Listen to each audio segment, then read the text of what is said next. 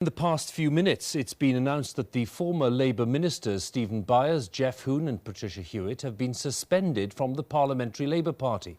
The decision was taken following allegations of lobbying by former ministers, including Mr Byers, who told an undercover reporter that he was like a cab for hire, charging up to £5,000 a day. Our political editor Nick Robinson has this report. There's nothing new in MPs working for businesses. Some even argue that they do a better job as a result. What is new is an MP openly boasting that he's available for hire, like a cab. In other words, that he's more interested in what he can earn than what he can do for you. I'm a bit like a sort of cab for hire, I suppose, at the moment. This secretly recorded footage shows the former Labour minister Stephen Byers boasting about the lobbying he's done and could do again at a rate of £3,000 a day. You have to keep this very confidential yourself. Yeah, of course. Today, Tesco said his claim that he'd contacted ministers on their behalf was completely fictitious. Bizarrely, Mr Byers agreed. And he and National Express said he'd never been paid to lobby the Transport Secretary, who described his story as pure fantasy. Good morning. Patricia Hewitt, another former Cabinet Minister caught by the secret camera, insists that there was nothing improper in her business appointments. But the Tory leader begs to differ. These ministers, Hewitt and Byers, were claiming that they changed government policy. They got people appointed. They cost the taxpayer money. They're making these claims, and that goes to the heart of the issue of the integrity of the government. It is bringing shame on Westminster, and I think it is discrediting politics in the eyes of the public even more. But today in the Commons, the government made clear that there would be no formal inquiry.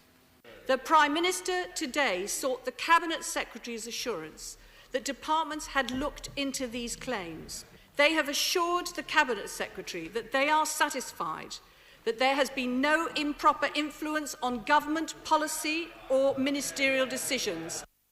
House of Commons rules state that MPs can work for companies. They must publicly declare who is paying them what, but they may not lobby ministers directly.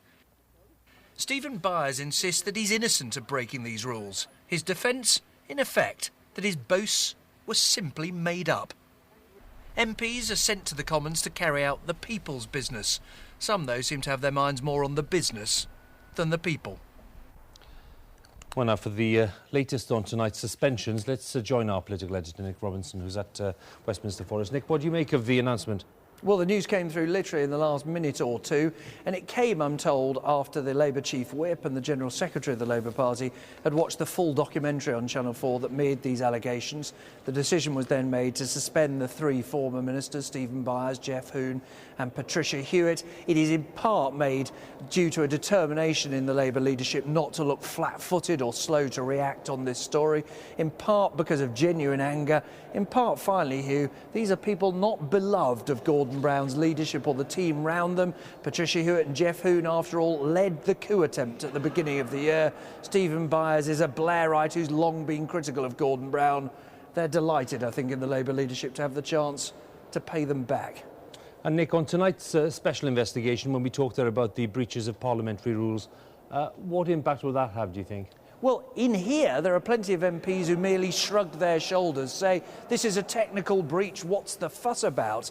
The issue, I think, is this. Whether you regard these as valuable trips, helpful to Parliament, whether you regard them as, frankly, freebie holidays, whether you regard them as paid lobbying on the behalf of a foreign government, you can only really make that judgment thanks to a commitment to transparency, to clarity about it.